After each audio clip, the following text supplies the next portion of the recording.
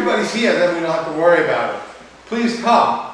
So anyway, so look at we got offline class, online class.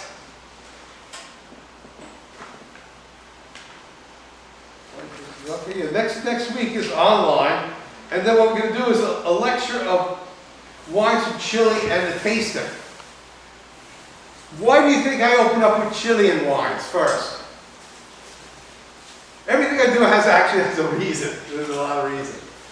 Who drank wine? Who drinks wine? Who has tasted wines before? Nobody. You guys have to answer me. The only reason why, if you guys go fast, we go fast. If you guys really don't understand wines, we have to go slower. So who has tasted wine? Lori? So reader. A little. Well, that's a little's a little. Anybody tasted little wine? Put your hand up. Please. Come on. Okay. Yeah, look. Okay. We're talking 50% of you guys at least have tasted a little wine. That's important to me. Because if you understand wines and you study wine, we're going to have some good wines. We're going to spend some big money in this class on wines. If you like to taste wines. You know what I mean? If you're not that interested in it. So Chilean wines, where's Chile? South America. Why is it important to wine? They're one of the number one importers to Korea, first of all. So if you're going to go to a bar and you order a glass of wine, there's probably a 90% chance house wine is going to be from Chile. But Chile makes very good wines. They make excellent wines. Some are good, some are, like any country. That's for sure. It's very hard to get a bad bottle of wine today. Winemaking is a science. And very rarely do we get a bad bottle, but we have in the past. That's a bad sherry. So anyway, so the third class we're going to have, fourth class we're going to have a lecture about a little about Chilean wine history and things like that. Not that much because it's very deep. Then we're going to taste wines. Then we're going to have a lecture on New World wines. Winemaking is broken up into two categories: Old World wine, New World wine. Old World, guess. Italy, France, Germany, Spain. All right, well, those are big producers there. Greek obviously used to make a lot of good wines. They really don't make good wines today. Why do you think Greek wines are not popular? What do you think? Because when you think of wines, you think, Italian wines are popular, but Greek wines, why not popular? Tastes have changed. Tastes have changed. And who changes it? You guys. And in particularly the Asian market. China is one of the largest growing wine markets in the world. They're drinking a lot of people, a lot of wine. And they don't like the Cabernet Sauvignon from France. They don't like those rich, heavy wines. They like lighter wines. As you see, you too will like lighter wines. You will. It doesn't say good or bad, it's just the change of wines. The change of taste of the market. So we're going to do New World wines. We're going to talk about American wines and taste American wines. Because American wines really are equal to French wines in quality. They are really good. California has a lot of problems now. They have a lot of fire. Many big fires. So they're having a problem with that. So hopefully it gets some good wines. And then we'll talk about California in particular. Because California wines are some of the world's best. Then we go into Australia. Oh yeah, you know Yellowtail Australian wine? Yellowtail. CU, 7-Eleven, they have it. Very, very popular wine.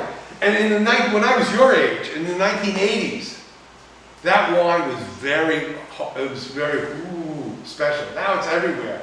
But they found out some of it is counterfeit. Counterfeit? Counterfeit auto? Fake? Copy? Counterfeit. Like money, sometimes people make fake money. Counterfeit. No, I don't know. This is kind of important because there's been a lot of checks on it. But you know the word, I don't know the Korean word, I'm sure the Korean word is counterfeit.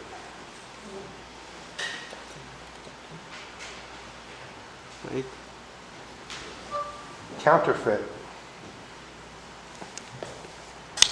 아, 위조 물건. 위조 물건. 가짜 짝퉁. 짜다. Jada. Jada like, Fake. yeah, with salty, jada? 아, no. Hangumal Himdalay, I'll tell you that. Not like salty. But fake wine. What do you think is the most counterfeit item in the world? Fake item, number one. Whiskeys. Whiskey. Whiskeys. Number two, Bad. olive oil. Olive oil, which is a new one. That's a new one because everybody wants olive. Number three, cigarettes.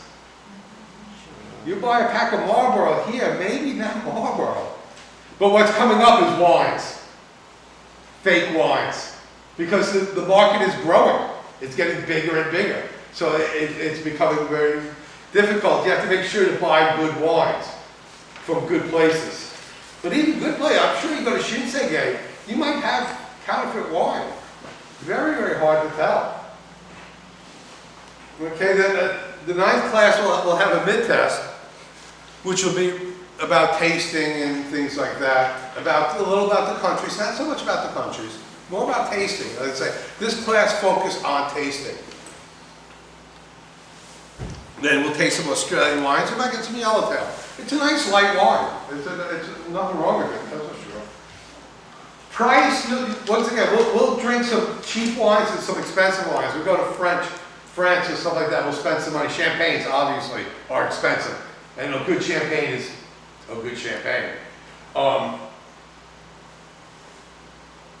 We'll probably sneak some ice wine in here. Like you do Australia. Ice wine, alaya? Ice wine? Alaya? Molaya. It's a sweet, without going, what we talk about later. Grape, raisin, gumporo, right? Then squeeze. Very, very sweet. It's a very, very sweet, low alcohol wine, maybe 9% to 11%. You guys love it. And a good Australian or good German ice wine is spicy. It's sweet and spicy, and needless to say, very expensive. So we might try even. I don't have Germany. I took out Germany and Italy in here because of the way we have the Italian wines. I didn't bother with, but German wines. You guys like German wines a lot. Anybody from Gyeongsang or Daegu Saram? Where? Like Oksugang or Sichida? The Boldong?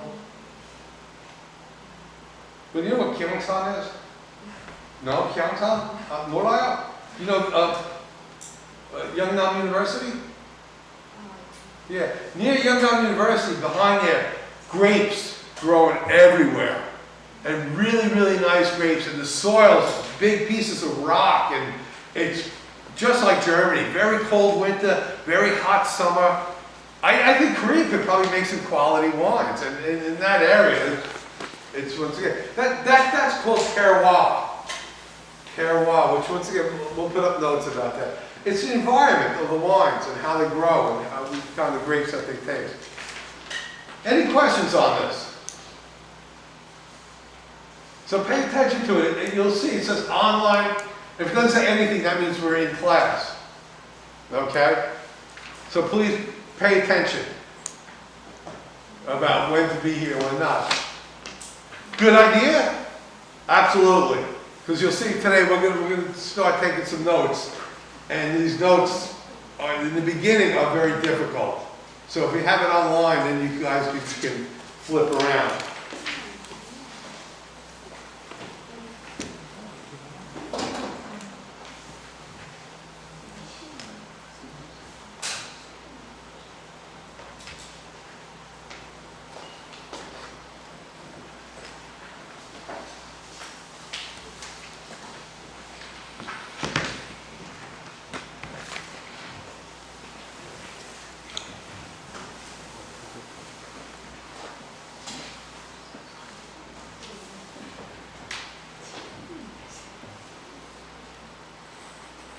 What's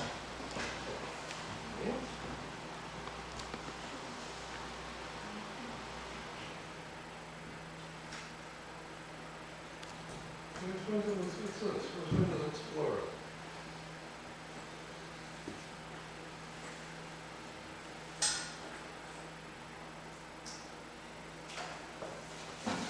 That's another one class.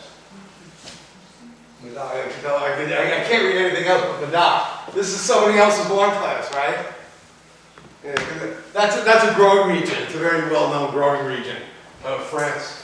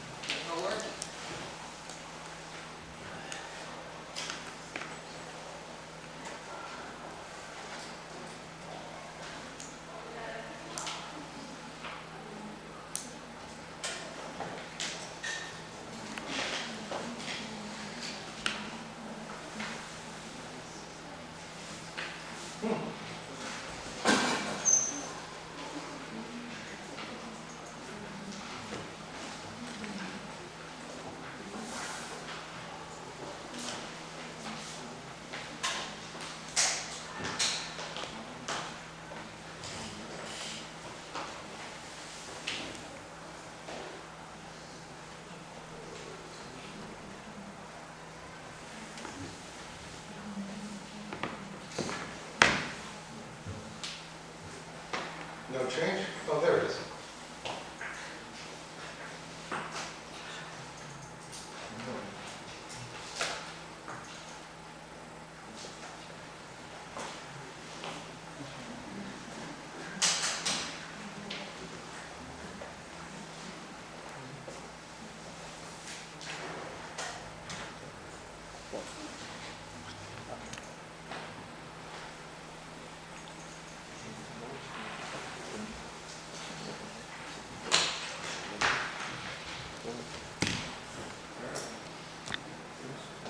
I already talked lightly about this. We're going to talk a little about history. That's what today is about. And we already talked about alcohol and alcohol itself. How important is alcohol anyway?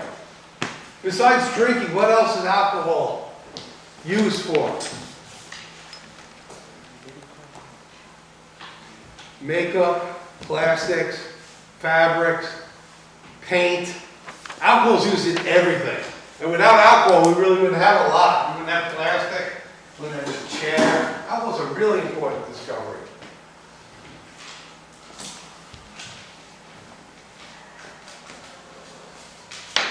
No time, boys. We've got a lot of notes to take.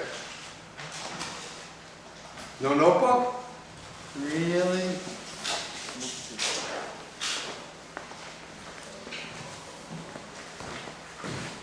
No, it's school time. Class time. Time 7. Right. Talk. Ask questions. You guys don't say anything. You're very quiet. Really quiet.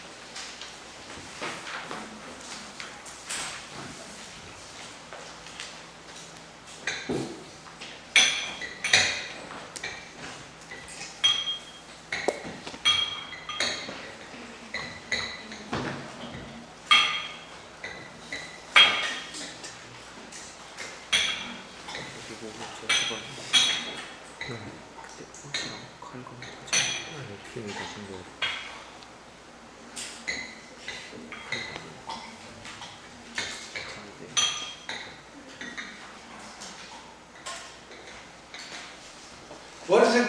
Neolithic iron? Neolithic? Cavemen. No, we're talking 9,000 years ago. Long, long time ago. What do you need to make any alcohol, but especially, what they're talking is like a makgeolli type of thing, a rice beer. What do you need to make makgeolli? What do you need?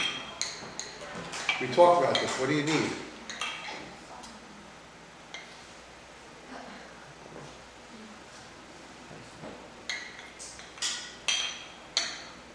Somebody answer me. What do you need? To make makgeolli, what do you need? Rice. What kind of rice? This is an important point, guys. What kind of rice?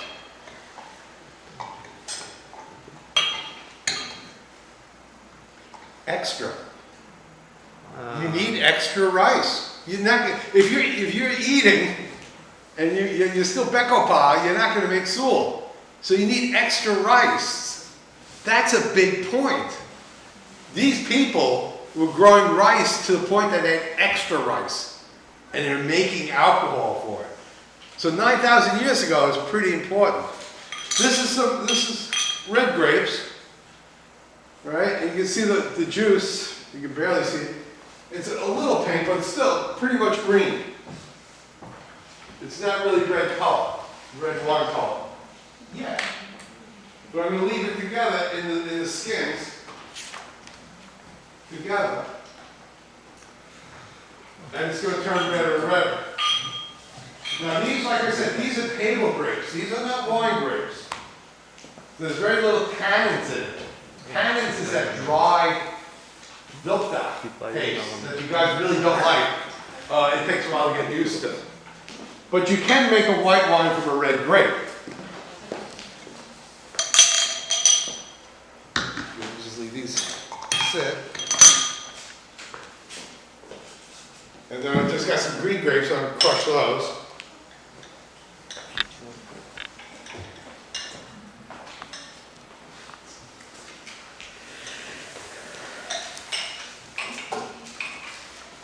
And the Western point of view, red or beer? That is the question.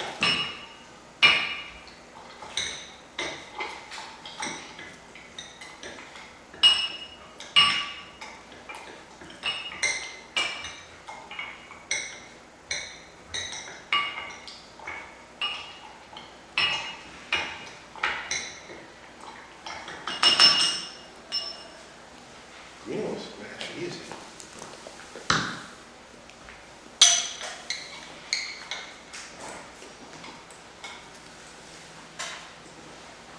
Anybody bakery major? Bakery? You took bakery classes, right? When you make bread? Bon? How do you make bread? Did you take any bakery classes? Thursday. Did you make bread? Not yet. Not yet. Yeah. You will take it. You will make it. Yeah. Making bread is like making beer. It has almost the same beginnings. Making beer is like making whiskey, the same beginnings. Right? It's interesting how all this is. And I grew up thinking that bread first, beer second.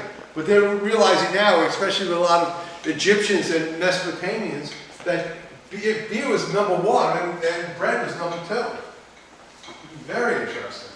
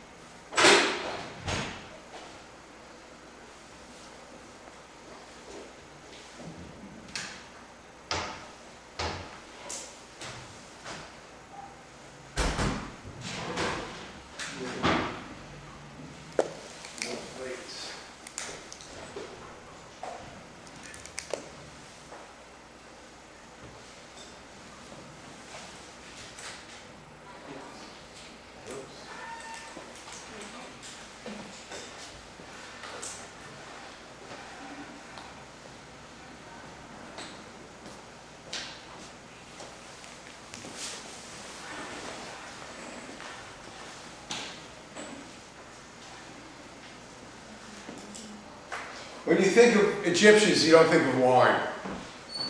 But they were one of the largest producers of wines. They're the ones who taught the Greeks how to make wine. The Greeks taught the Romans how to make wine. The Romans taught the French how to make wine. That's that's the basic genealogy of Western wines. Once again, this class really talks more about Western wines than anything else. But it all started in Egypt, which we wouldn't think of today. Egypt, it does still produce wine, but not that much. But why don't Islamic people drink? So, anybody Islamic? Muslim? Islam? No, all right? But we have a lot of students. There's a lot of international Malaysian students, Uzbekistan. A lot of them are Islam. They don't drink alcohol at all. Why? You ever drink too much and wake up in the morning, you're like this? Right? I think we all have, right? That's what happened before a big fight. Muhammad and his army was drunk. And he said, no more alcohol. That's the story behind that. But once again, the word alcohol is an Arabic word.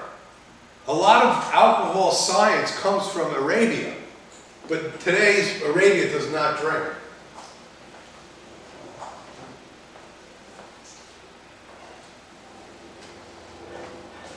On their tombs, this is squeezing of grapes, storing of wine. This is a dairy production, cow production, maybe milk, cheese, or anything like that. But this is particularly grapes. Their squeezing method and storage method. They had a long history of making wines. It shows offering to the gods. Once again, when we talk about Chesa with Sewell, how important that is. Western weddings, the toast, drinking that way. Jewish weddings, Jewish people, they would, husband and wife drink, then they wrap the glass and break it, meaning that nobody else could drink from that glass. So almost every culture has something to do with alcohol. And like I said, Islam, the Arabs had so much to do with it. A lot of their history is about the development of alcohol, but now, today, they don't. Yeah. I put this in because it's kind of interesting. First of all, these guys are priests. If they have shaved heads, they're priests. Right? But this is how they made beer. They mixed barley, wheat, hops, and yeast in here. And then they used siphons, straws, to separate the two. Now the beer was very low alcohol, but what it was clean water. So priests lived much longer than the average person. And you siphon out of this. Yeah, you take water and it comes down. That's science, believe it or not. You know, the first science was all alcohol related. How to make alcohol, how to distill alcohol. All that was really the first sciences before math or anything.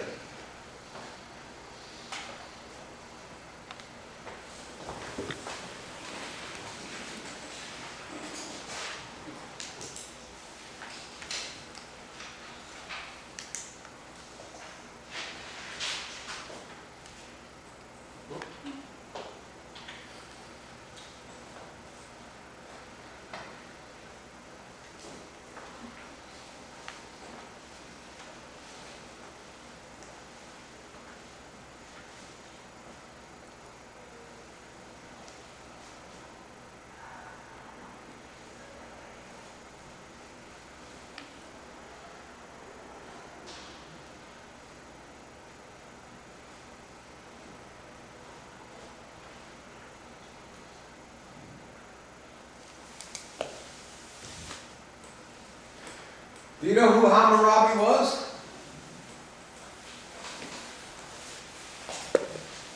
Babylonia? Babylonia. You guys went to high school. I know you learned it. I don't know what language. But that's his name.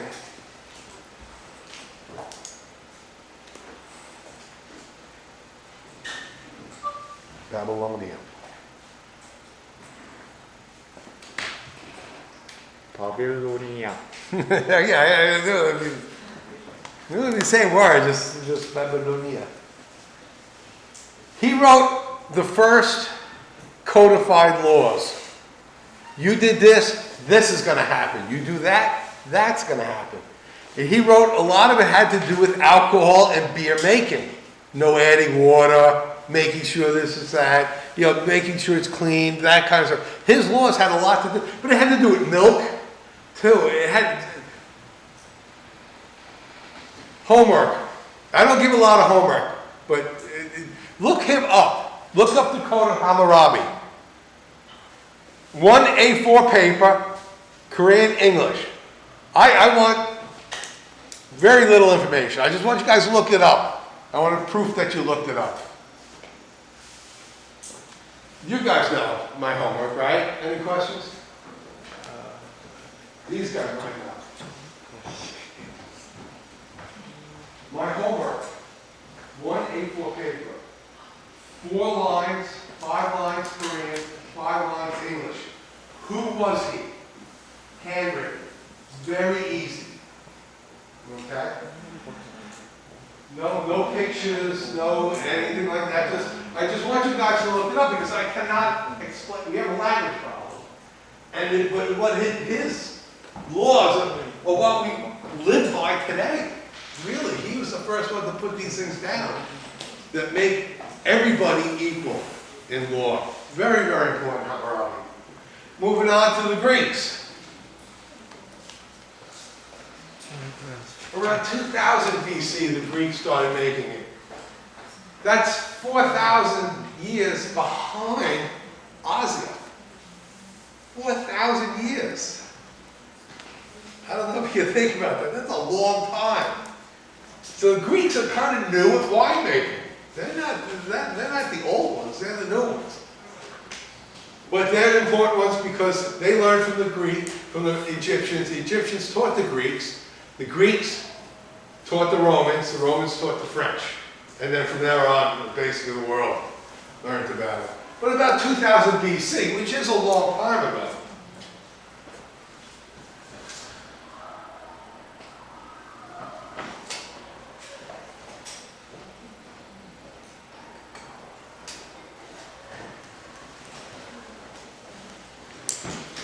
There's a lot of literature about Plato Arao. I know you know him. You don't have to do that homework. You know who he is.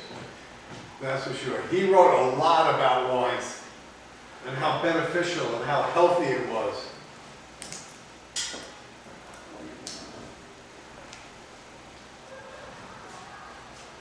Anybody Catholic here? Catholic? Catholic? You want to go Catholic? In Catholic ceremony too, there's bread and wine is given. Right? So even Catholics, I can't even think of any religion. Hindu, I don't know. Hindi, I don't know what that is. Indians, they don't drink a lot. They're not known for alcohol production. But I'm sure, I'll look that up myself. I'm curious about that.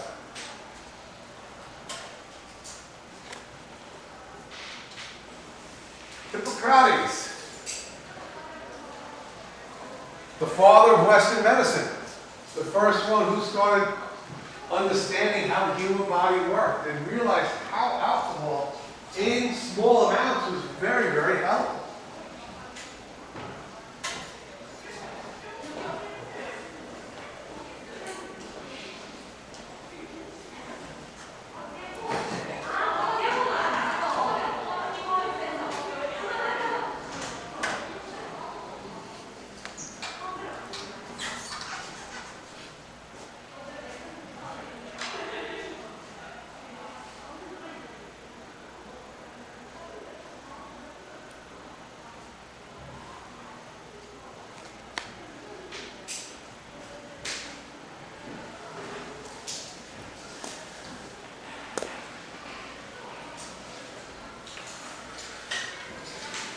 Don't worry, we're almost done with this section. Now, Cognac, I don't know, you understand Cognac. In the West, a lot of Western Cognac, or I don't know what you call, before modern medicine, the same thing. Plant, herb, mix, but they usually used alcohol as a grinder. Mix herb and alcohol together. And Cognac has no alcohol in it at all. There might be some that does, I don't know. This is what I have. Vermouth, Adayo? Vermouth. The Sewell vermouth? Yes, no? It's kind of like a Yangju, but it's like a wine, more like wine than Yangju. That was original Western Cognac. We just drink it now. Jägermeister. Jägermeister, Adayo? Yeah, that's it, you don't drink. You know Jägermeister. Jägermeister make you crazy. That was original Western medicine, where alcohol was a key point in making the herb work. So alcohol and Western medicine were really together. In Korea, you guys don't. Cognac is a little different that way.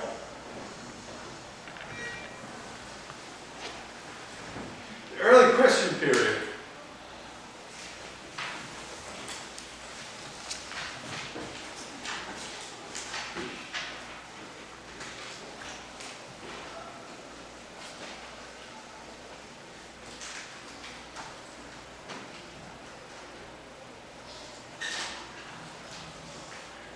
If you've been in any of my classes, if I underline a word, or if I say the word several times, it's important. Viticulture is a very important word.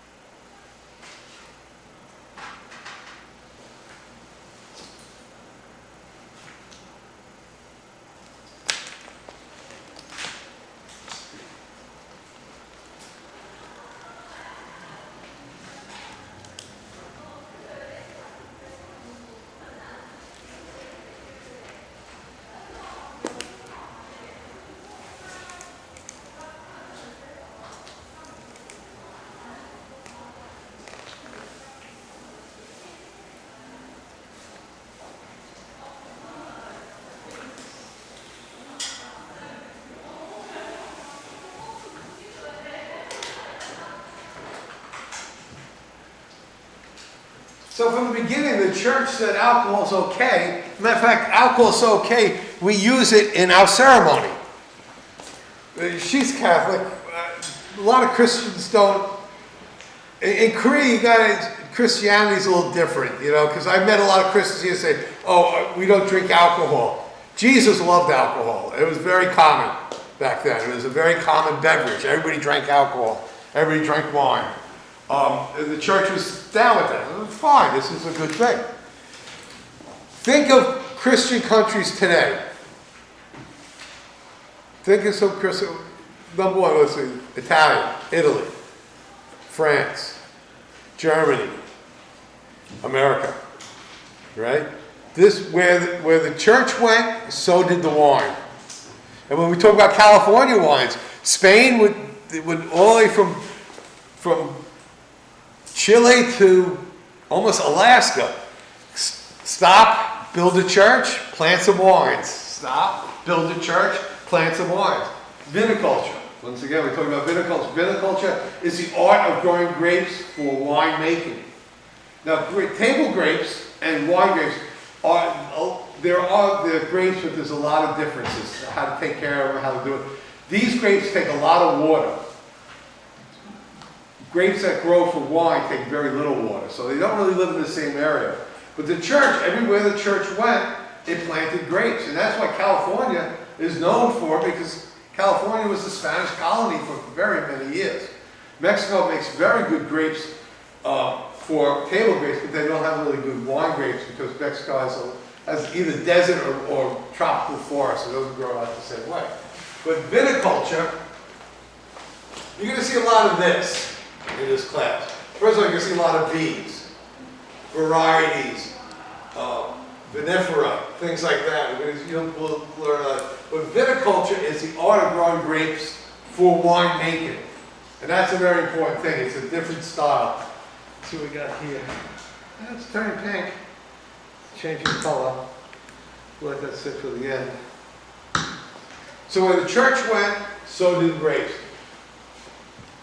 How come Church of England, Catholic, that's a Christian country, why no wines in England?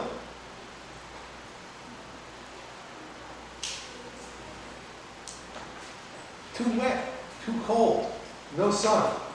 Grapes need sun. Spain, fine, goes great there. But once you get, Germany's a little different.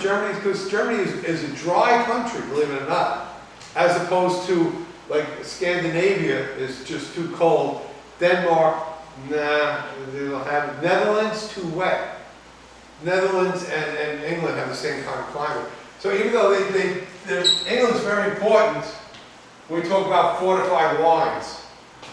If you look at the class plan, the last tasting we do are fortified wines. I think you guys like fortified wines. Port, sherry, Madeira, Masala. They're very strong and sweet. But England was one that actually made those. But they're not big wine drinkers, they're beer drinkers. The Middle Ages. Now, not much happened between Egypt and until the Middle Ages. Wine production really didn't change. Not much change. The guys are still squashing like this. They're putting it in there. There wasn't a lot of science involved in there. They didn't really look at that much. But what came out of the Middle Ages was distillation.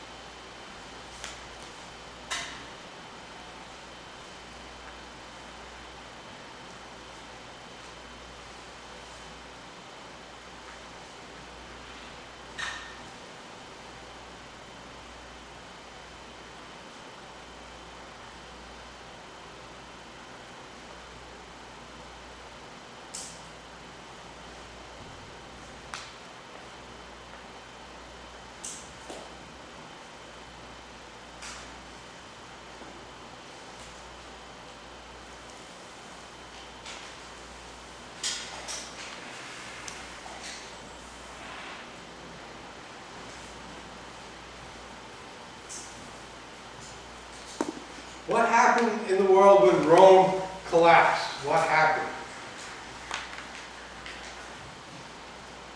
Really, just one thing really happened that changed the world. Trade. Before, when Rome was strong, ships going everywhere, trading, buying, selling, that was going on. Rome collapsed. That was the end of it. So now grapes they can't sell wine. There's no way of moving on the roads. The roads are falling apart and things like that. But the monasteries, the church, still needed wine for services. So they're the only ones that were making that. And they were discovering brewing beer making. But I told you before, Yangju and beer basically begin the same way, right? And then they came up with distillation, which is the next.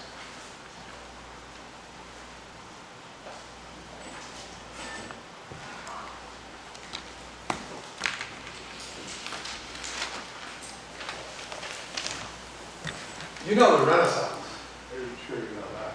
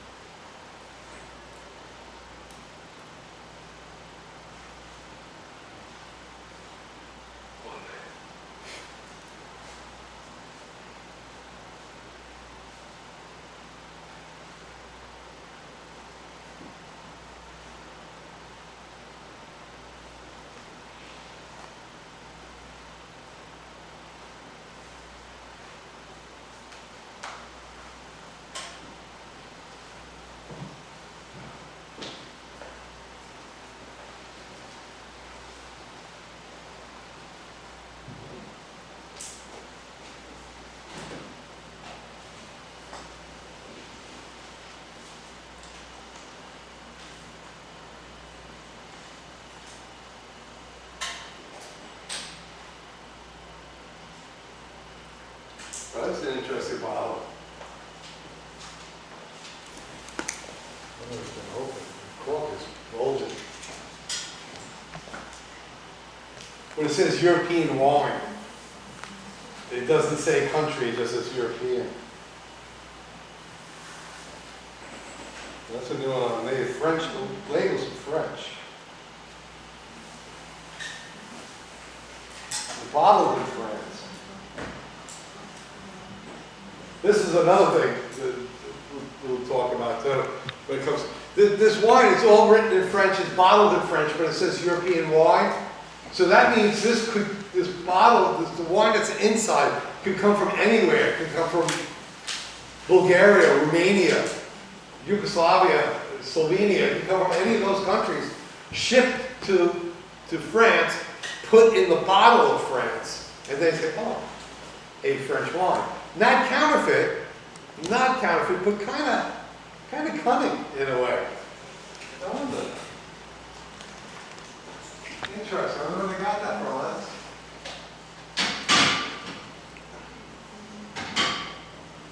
This is European wine. Middle Ages, right? Rome, trade, commerce, everything like that. Winemaking going, big sales of wine. Collapse.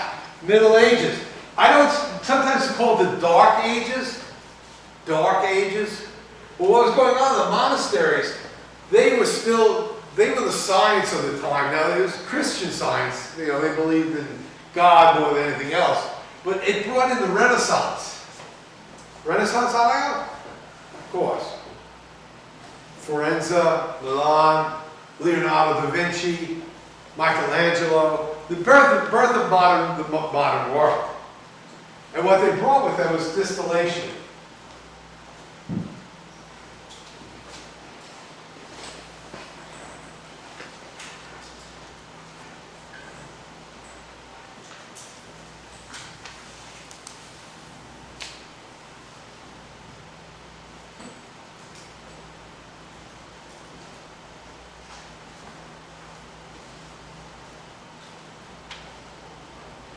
So the key word, distillation, is a very key word.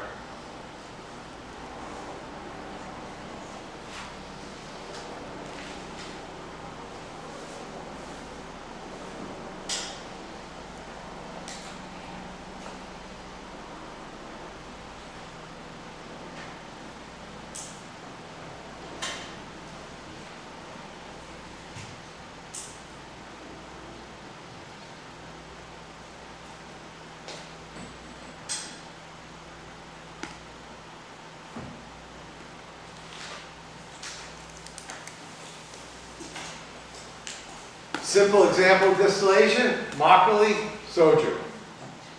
I've made makgeolli many times, I've made soju many times.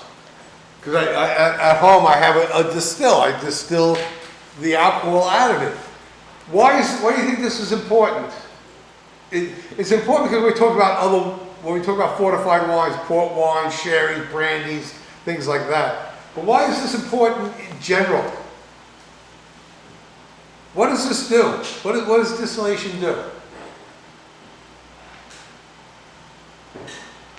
It separates things that you can't even see. You're drinking wine, oh, I like this. You distill it down, you got alcohol. And basically grape juice again. It's a really birth of science. It's a really, really, really important discovery because of alcohol. Not because of any other reason, but because of the use of alcohol.